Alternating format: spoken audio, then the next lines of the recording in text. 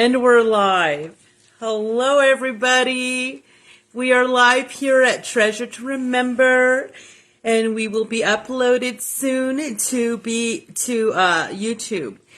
Welcome to BEAD TALK. This is where we come and meet our favorite designers, creators, artisans, and some suppliers as well.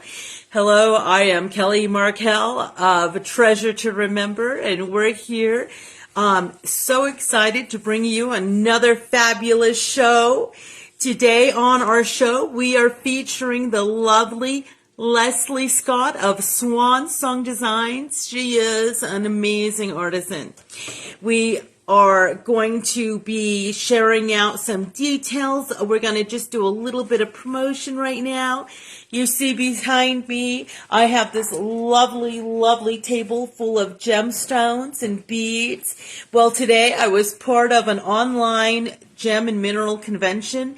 That video is pinned at Treasure to Remember. So if you want to go ahead and view the video, you can shop it. And when we're all day today, you get 100. If you spend 150 or more, you get free shipping.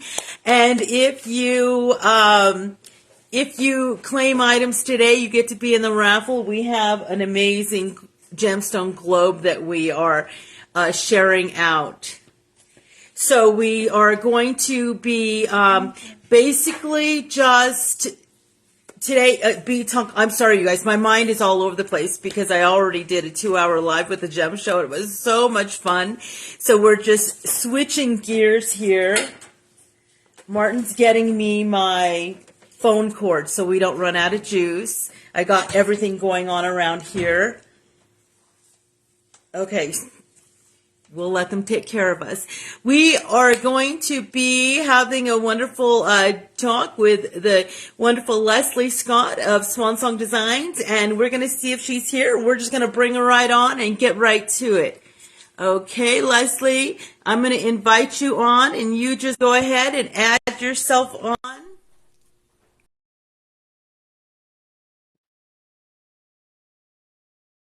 She is coming on. We're going to visit with the wonderful Lesley Scott.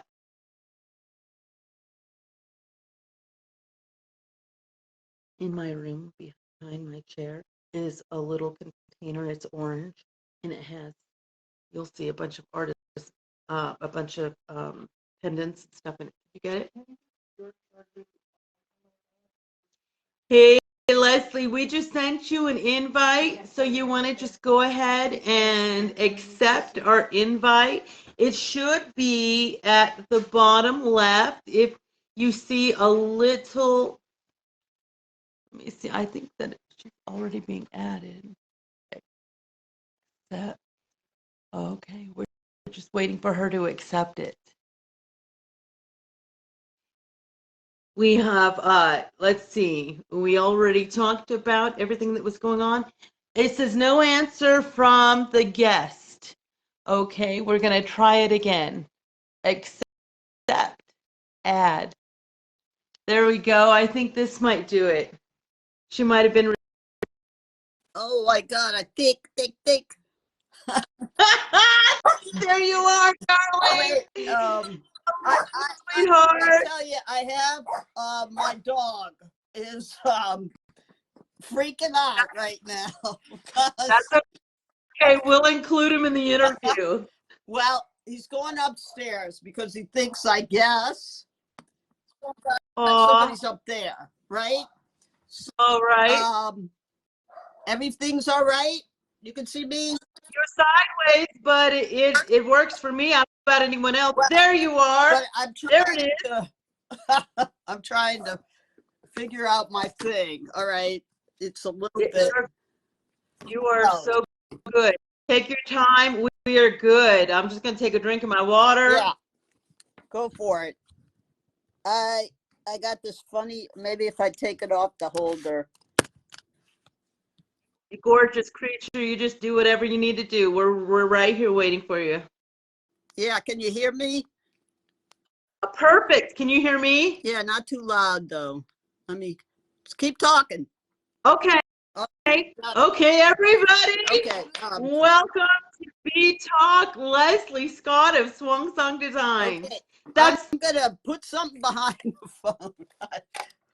Oh, I know.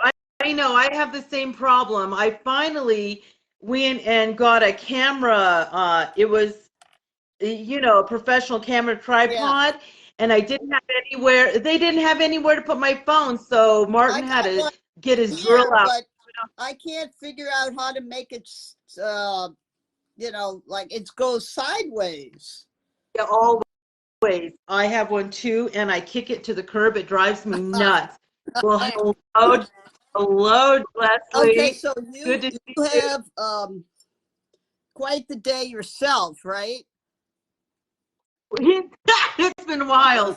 I didn't expect. I don't know what I was thinking, scheduling myself right in a Yeah. row, Oh, but you got to grab the golden ring when you can, right? uh, maybe if I sat up more, can you see me good? I I can see you good. Can you push the phone away from you maybe? Oh, you're on a desk. I'm at No, I'm at my work table and I'm in an office chair. So, oh, okay.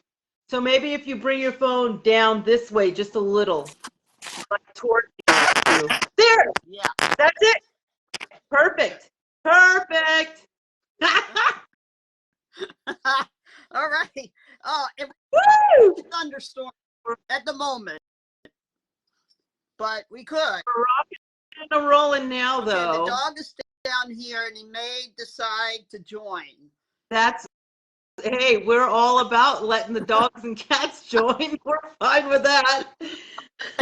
So you had the morning. I was actually at the local Pride Festival. So let's see. There were so many. You could have gotten all kinds of things, but I was helping my local yoga studio. We had a stand. So Oh, so you also busy this yeah, morning. yeah, and it was buzzing down there. It was crazy.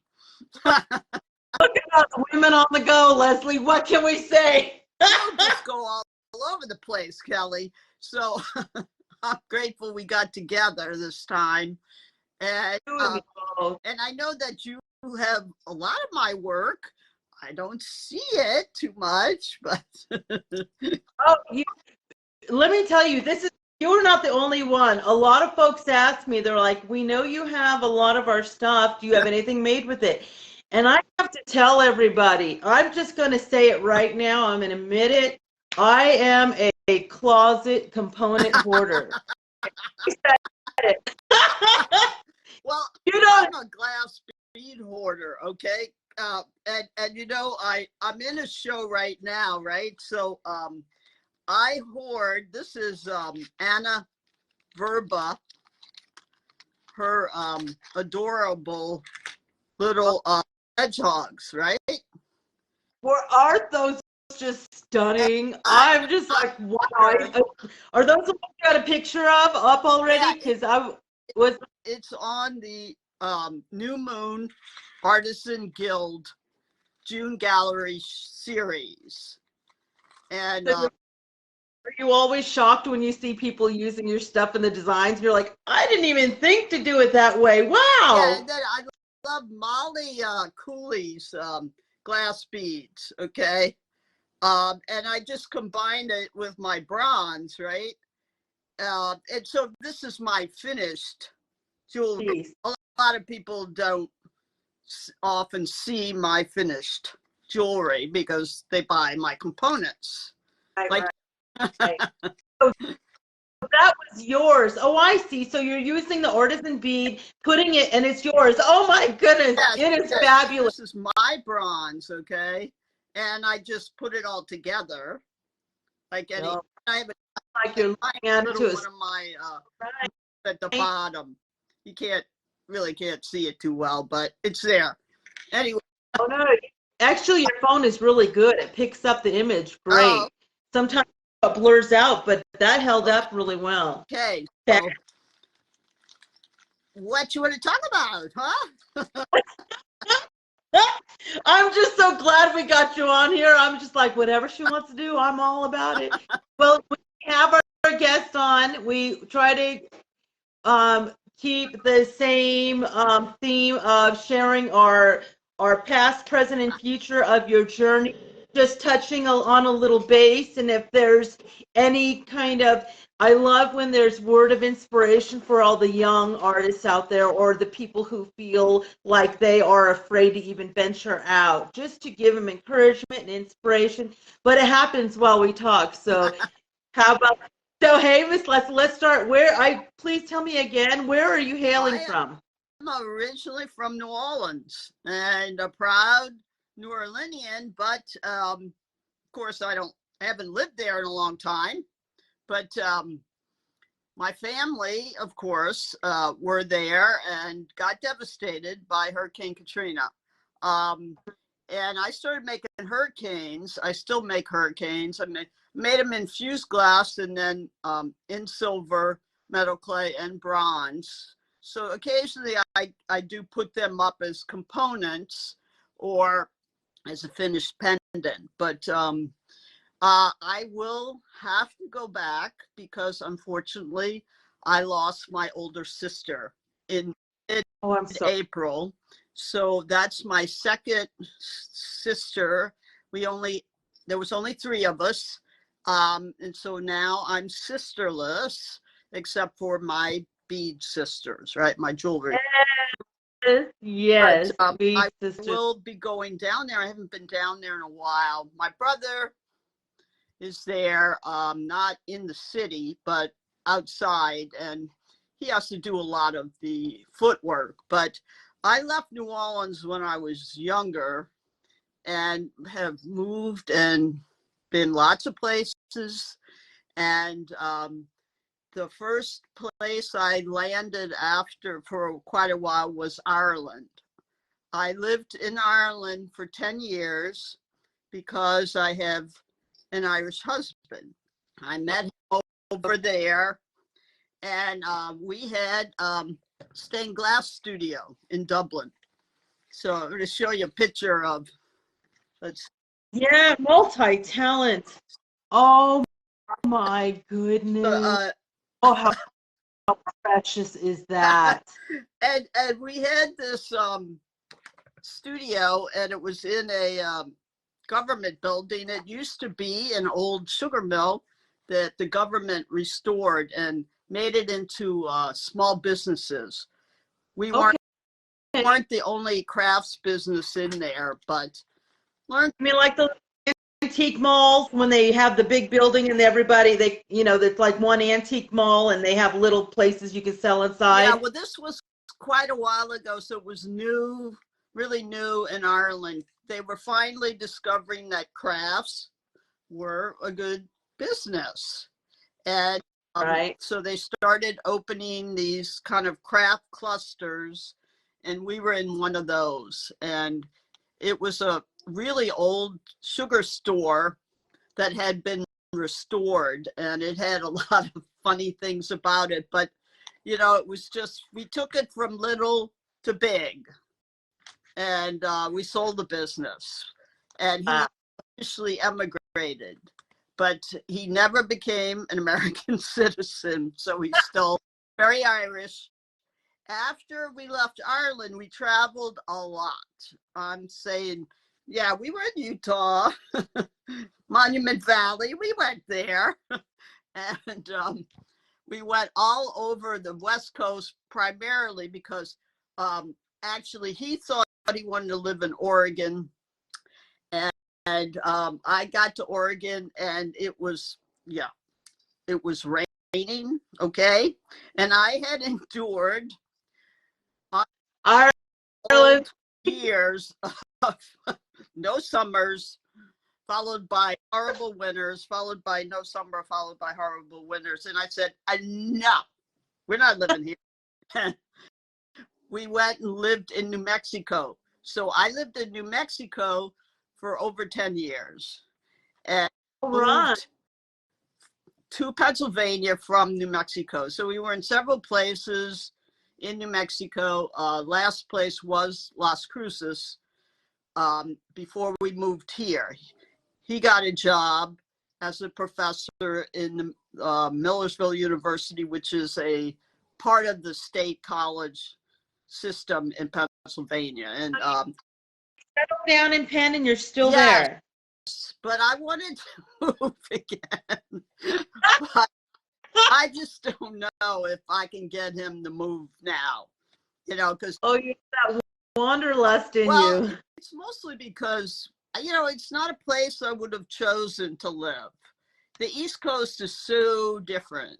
You know, here's a Southern gal that has moved around and has never lived on the East Coast, and it's just totally different energy for me. And so I would like to return to the West. I really like the slowness of pace. I find the East Coast is pretty frenetic energy. Are you thinking back to New Orleans, or are you going to Southwest? Well, I'd love to go back to New Mexico, but I don't know if I can get him to go. Let me tell you. So, I mean, all along, I've had craft businesses, and I have been an artist all my life. So, I landed first after stained glass. I started messing with fused glass, and I still do that. So this is some of my work behind me, and I do combine some of my glass. This is a silver piece, right, that has some of my, oh yes, oh how cool, and how cool. But you know, I initially got into metal clay because of the glass. I wanted to augment or, you know, really decorate my glass with the metal clay. And so I am always doing a little bit of metal clay 101, because there's still lots of people that don't know what the hell it is. Oh, I know. It's so true. But it's so beautiful. It's only been around since the early 1990s, so a lot of people still haven't realized that. Oh my goodness, it's still a baby. Still time to get in there and become, you know, like you are. It's like being the little maverick in that field. That's amazing, because you don't have many. You would think that there would be more, but you're right. I can only think of 2 off my head, and you're one. Oh, okay. So who else are you thinking of? In the components world you're talking about, like Yeah. There are a couple others other than me. They all do very different, you know. Yeah. But it's just always people can't seem to figure it out. Right. You know, I always say, if you can, because I teach it here, and I used to teach at the community college. I say, if you can think of, you know, a handful of pure metal particles, and I would say, for, you know, this analogy, it would be silver, pure silver, okay? And you just put a tiny little amount of binder, which would be some kind of cellulose, perhaps carrageen or something like that. They don't really tell you what is in the binder. And then you just add water, and you knead it like you would dough, right, of wet metal clay. In this case, I'm talking about silver. But some people think it turns to metal, but no, it's already metal. Particles, microscopic. Right. Okay, so first they invented, of course, the silver, and it was invented in Japan by Mitsubishi. Oh, Materials, really? they had some kind of fine silver particles left over from some other process. And so their chemists devised this product. They now are they're no longer producing PMC, it's called. And that is the brand name. You often see people refer to PMC like it explains everything, but it's like Coke.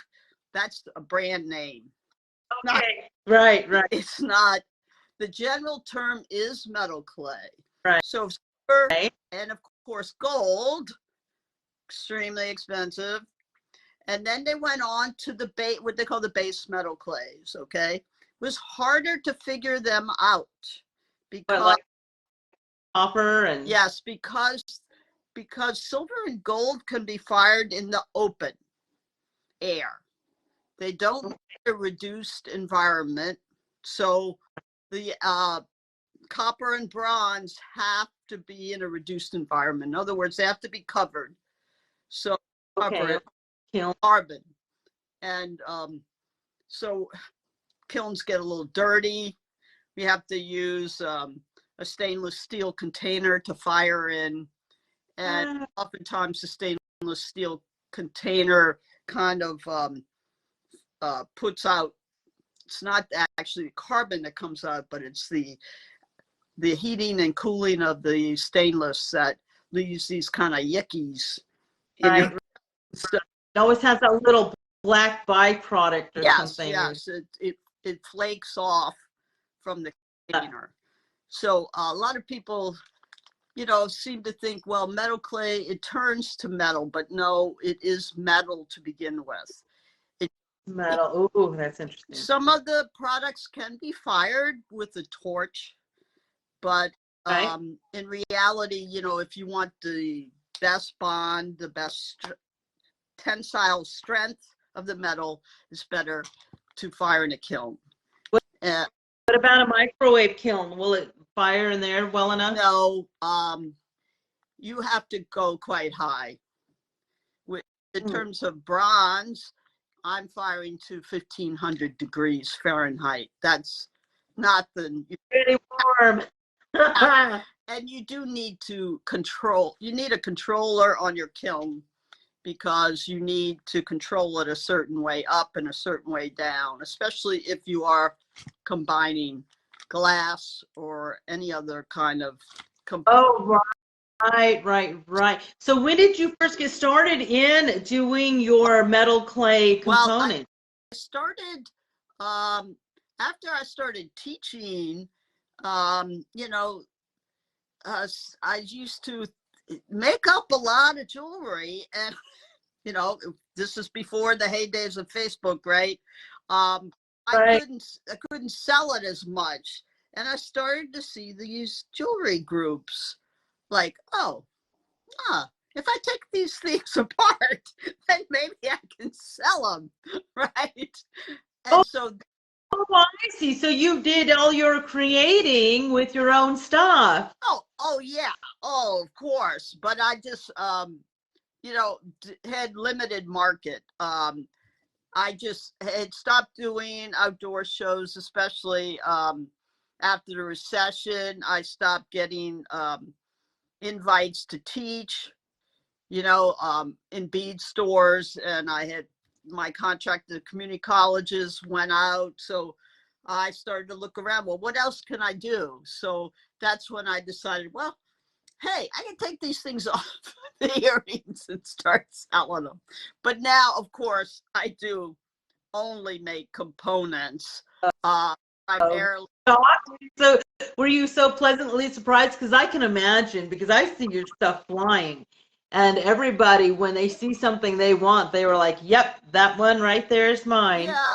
And sometimes I don't have quite the sellout shows that some other people might have, but I do have people like you who collect, because I do think about, well, yeah, I want to do eagles, I want to do bears, I do a lot of animals because I like animals, and I'm always thinking of something else. But my last component show was in March, end of March, so I haven't had one in a long time. You are due. Have you thought about doing online live shows like I'm doing right here with you? No. You are amazing. You are amazing. I just, like a lot of creators, right? Oh, you got to make the stuff. You got to you got to promote it. You got to mail it. It's all small business woes, right? No. And I, quite frankly, I just don't really want to take the time to do that. I'm in my older years. I would rather make the stuff and have limited shows. So that's what I do. I don't really plan on doing it any differently, to be honest. Sure. I see some people doing live shows, all right, but I don't think I can get it together that much. I think so. Sometimes, you just get to a point where you're like, okay, I only have so much energy for what I want to do and can do, and some things need to come off the table, off the plate. And I've done that recently myself, and I totally get that. There's only so much we can do as small business owners doing everything. Yeah. I mean, you got to really photograph and promote and, besides making this stuff. I just think, wow. I mean, kudos to people that, they love to do that, but I personally don't. I'd rather be making instead of doing all that other stuff. I just, Stay in the creative process. Yeah. No, I mean, the thing is that I think that because you are giving yourself to that process that is really kind of, it's strict. You're not going out, you're just staying right in that area. That what happens is that your creativity flows more, because I have to say this, I really connect emotionally to your pieces. I'm just like, sometimes I do buy other components from other folks, and sometimes I get them because they, you love the design, it's one of a kind, you don't want to miss it. But it's very rare that I'm connecting truly emotionally with them. But your pieces, I really do. And when I don't get them, I'm like, ah! Why do you think that is, though? I don't know. That is interesting thing, because when so for instance, like the goddesses really just hit me, and I don't know. It just made me. It was like, not that I wanted to like go and put them on and say, "Hey, this is me," but to me, it just, I don't know. I don't really, if I have to sit and analyze it and have to get my therapist and figure it out, but but the bears also, even with each design on the bear, it can be the same bear, but the different press. So I guess you're pressing that design in each one of them. So how is it that you do that? Do you use your own personal press? Are you creating those different images yourself, or are they just stamps you're buying? It's a mixture of things. Okay, some of it is my own templates. Okay, some are not, and some are parts or all of rubber stamps or texture mats. Texture molds. Okay, so like here's a little owl, right? And one of my critter windows, right? And I sort of designed to all be the same size, right? So I vary like the texture on the window. Okay, this owl is actually from a mold that. Oh. Yeah, I press the clay into the mold, and then I make different elements. So all of these, like even the ring, has to be made separately, and this moon would have been made separately.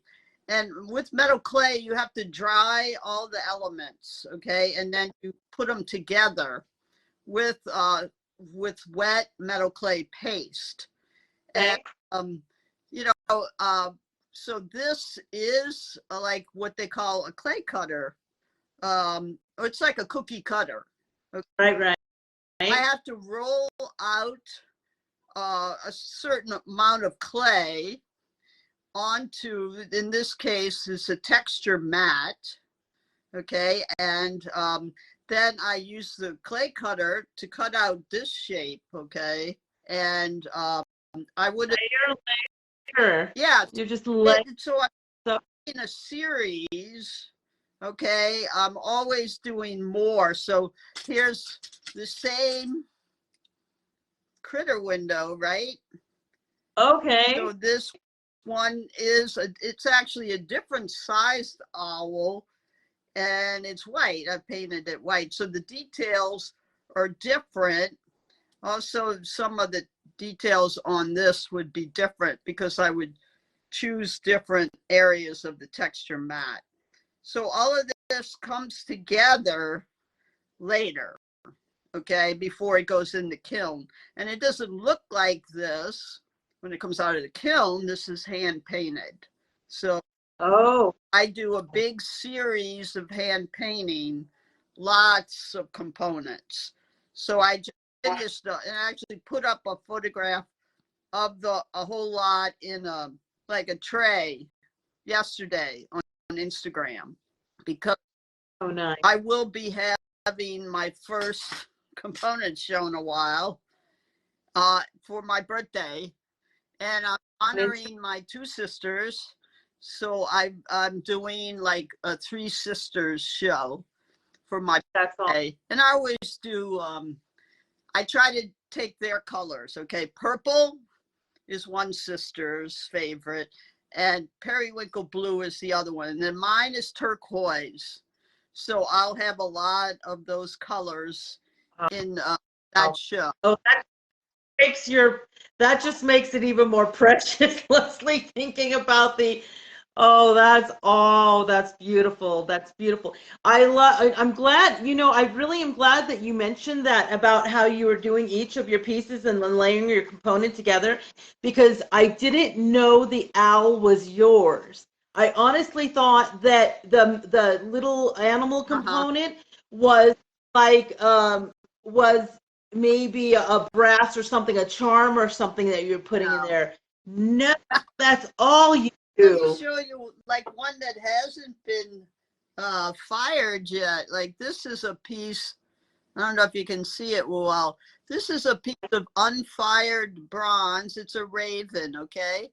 And I've laid it out, the clay, and used a little template to cut it out. It actually had a kind of mold with some kind of texture that I liked.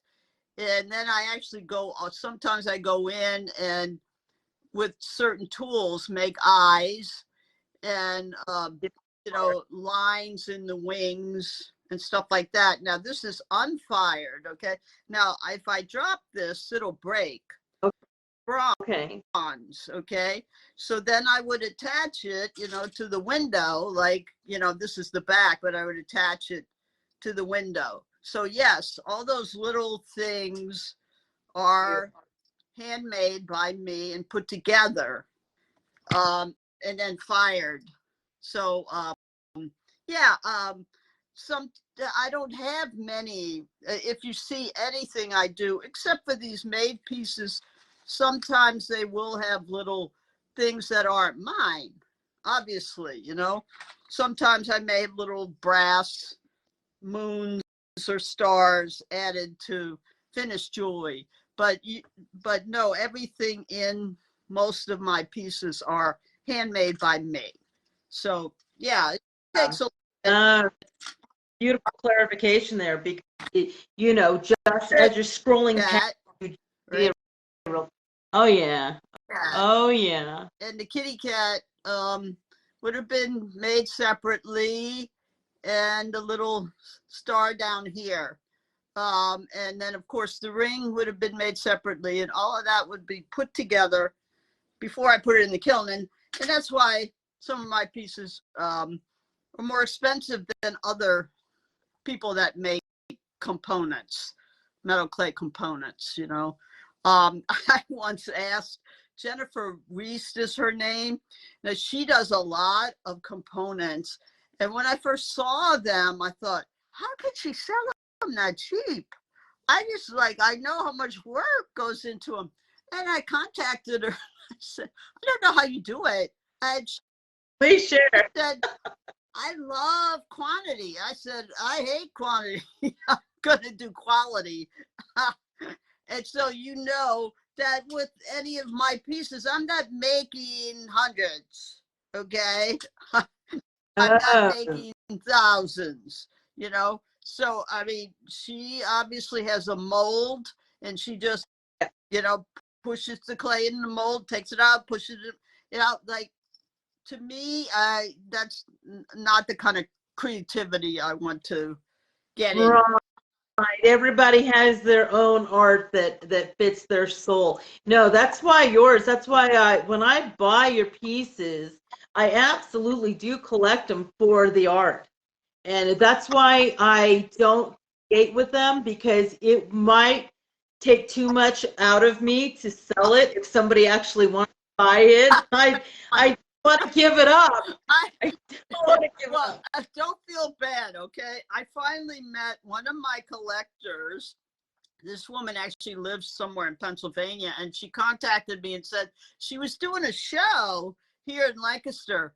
And do you want to meet up? I said, sure. And so I had been selling to her for years.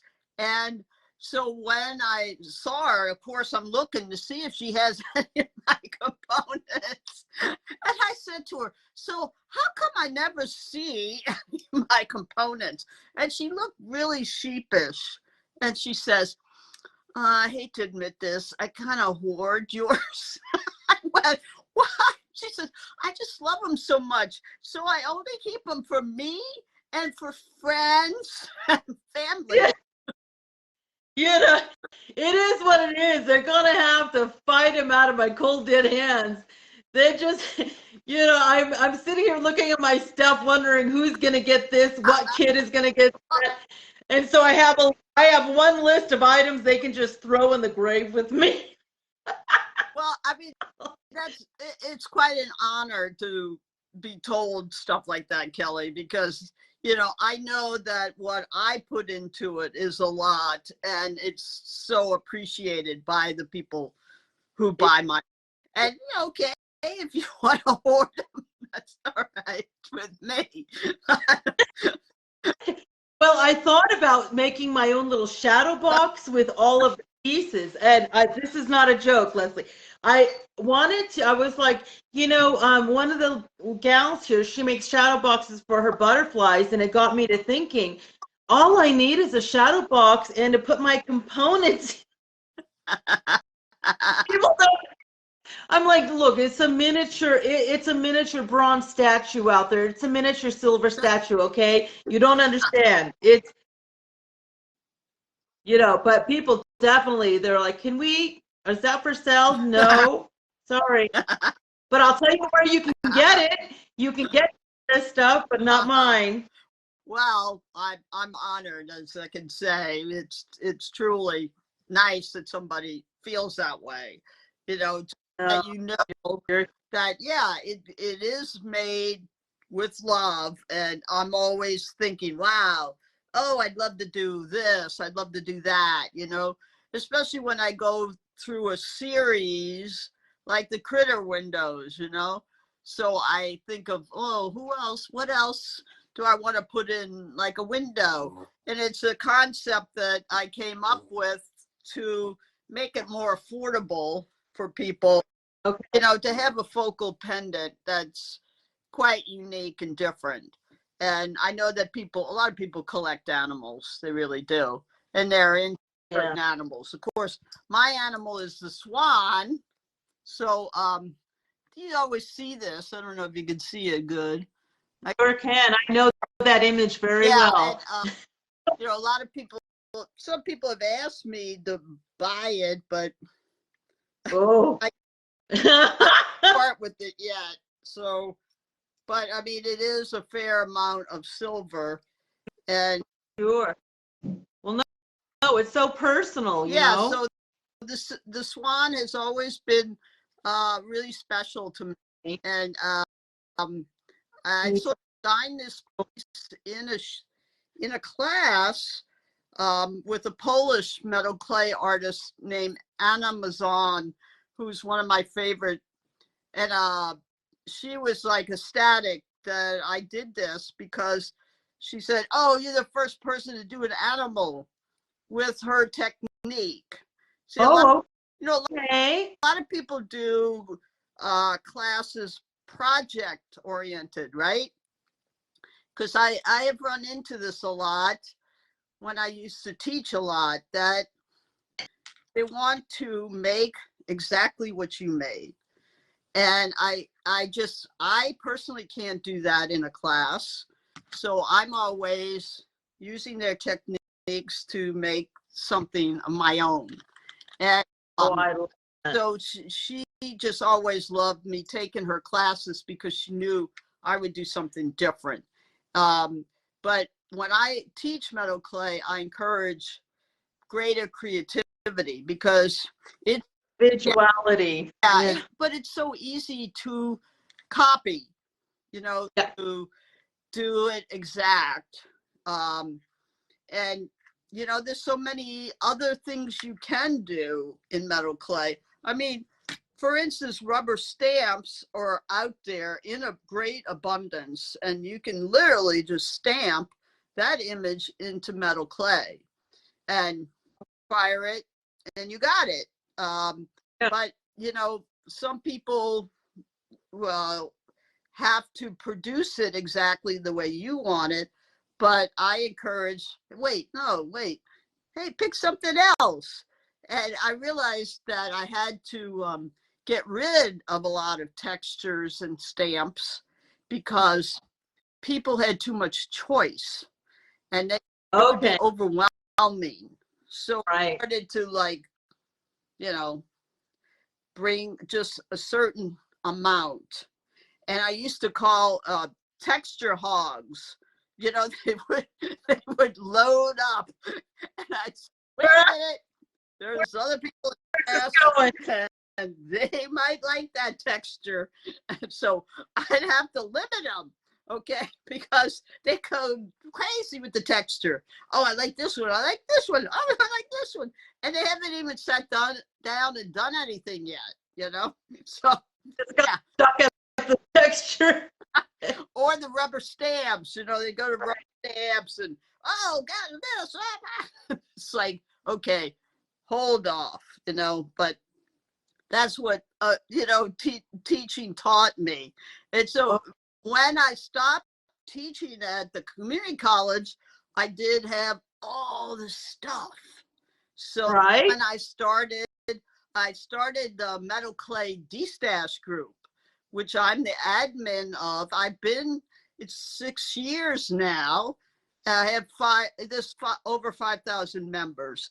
And occasionally, I don't know what Facebook does, but occasionally they put it up there, and suddenly I get these rash of people wanting to join, and it's like pretty consistent. The past 2 weeks, I don't know, maybe it's showing up in a feed like, oh, this group you may like, Same with us. I've noticed that, for instance, if we are doing any promotions, we won't see the promotions for almost a week out.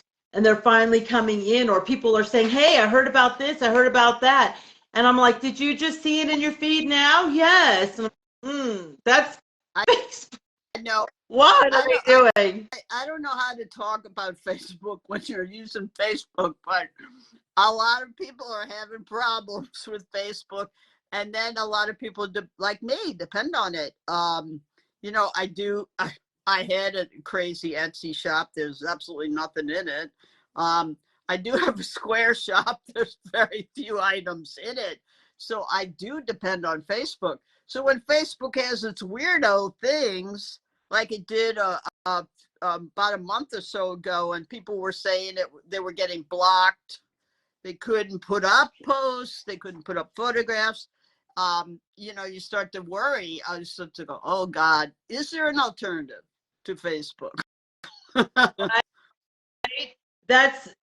Well, I came here from Etsy. I was in Etsy pretty hot and heavy. And did really well and was organizing a bunch of stuff over there. But then they did this weird thing where I just couldn't keep up with whatever they were doing. And so I came to Facebook thinking that, oh, I'll slow down a little bit here at Facebook. I don't think so. Oh, boy. So 4 groups later and BEAD TALK and... Yeah, are you on 3 times today live? Are you nuts? Well, no, I canceled my live for tonight because I was like, wait a minute, I've already got, no, I'm good. I'm good. They'll have to live without me. I can't do it. Oh, so you did cancel it. Okay. I mean, I have to be, sometimes I'm just unreasonable and I don't realize how much I pile up, just the way my brain works. You know, I think it was from when I always try to think, why are you doing this the way you're doing, to try to unravel it in case I need to fix it. And I absolutely associate this being a young mother and having kids. And you don't stop. That thing needs to constantly be fed. It needs constant diaper change. It's your child. It's my baby. Yeah. Exactly. Yeah. Have you considered like what's after Facebook? You know, that's I have, and that's why I started my gemology courses, because if I can do gemology phrasing, that stuff gets shipped into you. You do one, you get to I still get to learn and handle beautiful gemstones, and I love learning about the regions they come from, and just getting into that.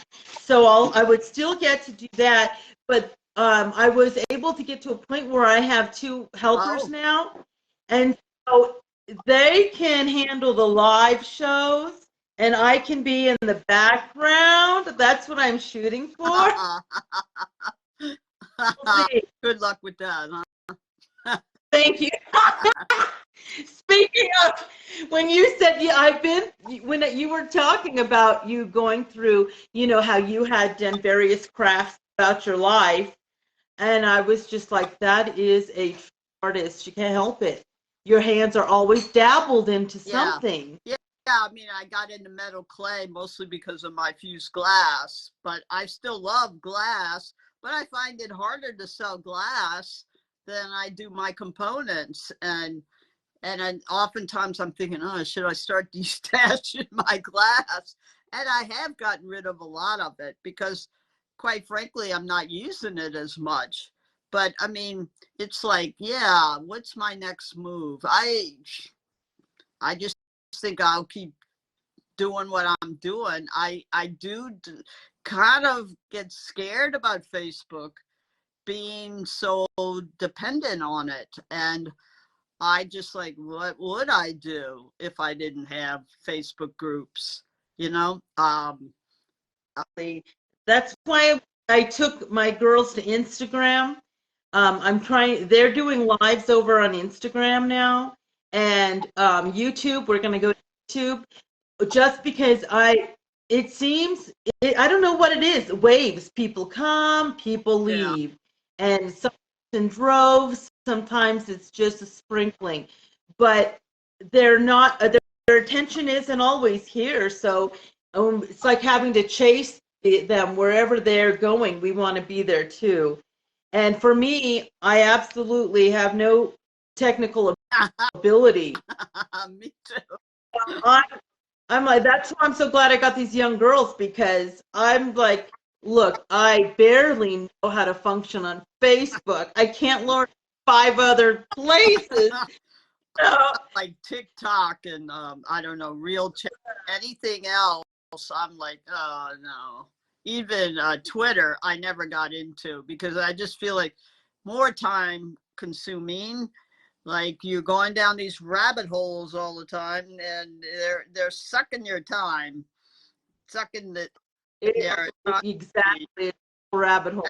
You're it's right. like, oh no, I can't do that, but I do, I just feel like, well, yeah, I don't know what I would do without Facebook right now. I am trying to, conceive of a business without Facebook.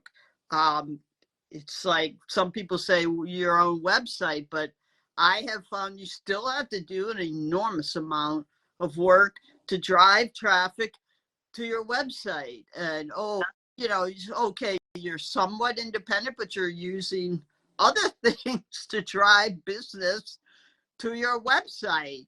And I don't know the answer. I just think, well, I'm on Instagram, I'm on Facebook, and that's the level I can manage at my age. I hear you. I hear you. And then we can't even conceive of what website is going to be next. So that's going to take, I mean, it's going to be something. There's going to be something coming soon. They're due. But then I have to go on there too. I don't know. I don't know what I'm going to do. I mean, I thought Facebook actually would have died and somebody would have taken over, but I haven't seen anything else to that level of diversity, especially when they started the groups. Exactly. A lot of people use those groups, and I just think, oh my God, what would I do? I don't know. I feel like it's hard enough to do everything you're doing, and then think about the future. In fact, my daughter used to work for Facebook, and she now works for Indeed, and she feels better because she's actually working with the product, she says, Oh, yeah, because okay. she wasn't before, but she likes the fact that Indeed is a job site and you're actually helping people. So, well, some of these groups are helping people on Facebook, but I don't know what's coming. I just keep wondering. I keep thinking. I know that you got rid of PayPal, and I know a lot of people are trying to use different cash systems. I haven't actually, but Wouldn't have gotten rid of PayPal if they didn't hold my money. They wouldn't allow us to transfer our money, and it was about 2 weeks. oh wow, And we were just like, okay, the only reason they're holding our money is because, and we couldn't figure it out. And so they did it twice, and that's when we said, and then he went and looked at their terms of service, their user agreement, and then they added such shady things. What were we going to do? We didn't know how to, we didn't know how to work around it. So he studied and studied these different payment options and finally got something that works so good for us. But PayPal's still an option because I know so many people use it. yeah. So we were going to say absolutely no because I think we were so pissed off at the time. But we said, okay, look, we understand PayPal's the only option for you. We will allow it. But if you use this other, avenue, we have just a credit card, debit card. You can use that straight with us. It goes straight to our bank. And it's about cutting out as many fees. Yeah, I know. Yeah, I know. That's everybody wants their fingers on our little $5 we make. It's like yeah, especially when you're making small sales like that. I shudder to think about PayPal. Plus, I just think, oh my God. So the future for Swan Song is we're looking at different options of vending to people online, and we're going to keep creating with your beautiful metal clay. And so are you going to be incorporating some into your glass and sharing that with us? The reason why it's difficult to do bronze with glass. Right. That's right. And yeah, I do love the silver. I mean, it's just such a great thing to work with too, compared with the bronze and to fire. But it's just that in terms of components, it's hard to incorporate both unless I'm doing a very special piece, Right. because it's just not cost effective. Exactly. The silver clay, I've watched it go up unbelievably, and even though they say it's tied to the daily silver market, okay, it never never comes down. It always goes up. And my husband had reckoned that it's at least 7 times the the ounce price of silver is metal clay, okay? And that they're doing that because of the production of it, because they're getting these microscopic particles of silver and the process or whatever. But silver clay is usually 7 times the price. You buy it by gram. So Right. 1 gram of silver, compared with the price of metal clay, is like it's 7 times at least more, than you could buy it on the market. Is it only produced? It must be produced not in very many places then, because that is high. Yeah, it is. Now there's a new. It just came out the past few days. There's a new metal clay site with one of my former suppliers, who was with Aussie Metal Clay. I mean, I have tried lots of different clays, and it would be nice to have a consistent metal clay distributor that was American, and it was American produced. Now they're coming out with their own brand. Cool Tools, who are another metal clay distributor, have their own brand, and these are American made. Nice. The bronze is it's so tricky to fire that I tend to stick with one that I have practiced on for so long, and I get really annoyed when they tweak the formula, which is crazy. Bronze is an alloy. It's usually, of course, copper, primarily copper, and sometimes they add either tin or nickel, but some people are allergic to nickel, so they tend not to use nickel, but usually tin. The proportions are, all over the place with different distributors. So when you try a new bronze, you have to do test firings on small pieces, which is a pain because if you're in a production mode, you can't. So that's why I tend to stick with the same bronze. But the silver clay is different. I can move around because it's so different to fire. I don't have to worry about it not sintering is the metal term when the metal fuses together, and oftentimes, sometimes I hear a piece of bronze and I go, I don't know if that's fired properly.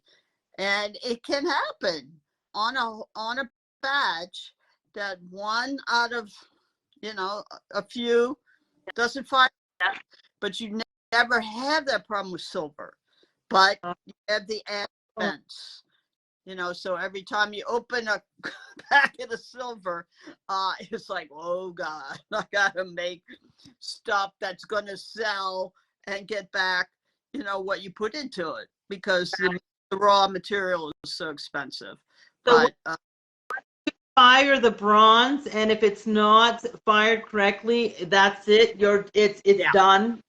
It's done. Literally, it'll crumble in your hand if it's not fired properly.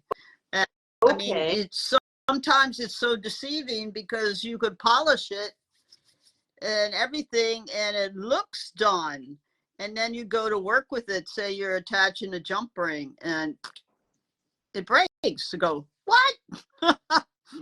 So it's always, you know, touch and go with bronze. Copper's a little different because, again, it's not an alloy. You know, it's just one metal, just like silver. They do have a lot of clays now that are combining. You're combining to get different looks, you know, but So they're just experimenting with all the metals to see how. yeah, and you know, it's harder to see that unless you know. I don't find, like, there's rose bronze, there's silver bronze. To me, the usual customer is not going to see those color differences. So I stick with what, and because a lot of times I'm hand painting it anyway. So I just. So you were mentioning earlier that you have a show coming up. Is that going to? That's not on Facebook. That's somewhere else. Facebook. It's okay. Good. Where's that at? Handmade Beads and Findings. I always do a birthday show with that group. And I usually do my birthday show at Handmade Beads and Findings, and I like to give away stuff with every sale, and I'll be doing giveaways or whatever. But as I said, I'm highlighting my sisters in that show. Very special event coming up. Make sure you go to Handmade Beads and Findings. You'll see Leslie's stuff there, and a very special show coming up. When is your birthday show? Now, is it their birthday or your birthday? My birthday, July 6th, 2 days after 4th of July. Yeah. I was on a hot day in New Orleans. Oh, baby. I'm a July baby, too. Yeah. When's your birthday? The 20th. Okay. 1969. July 20th, 1969. Wow, you're a baby. I'm all gray. I just dyed my hair. Somebody wants to say hello. Oh, let's see the pudding pie. Oh, goodness. What's his name? This is Corky the Morky. Hey, Corky. Oh, where the sound is coming from. Well, we've enjoyed our time. Huh? It's wonderful having you here, Leslie. I love you. I'm so grateful that you got to finally come on. Yeah. You go and your hands in your clay, and you can't wait to see your stuff for your birthday show. It's going to be wonderful. Okay. Thanks for talking to me.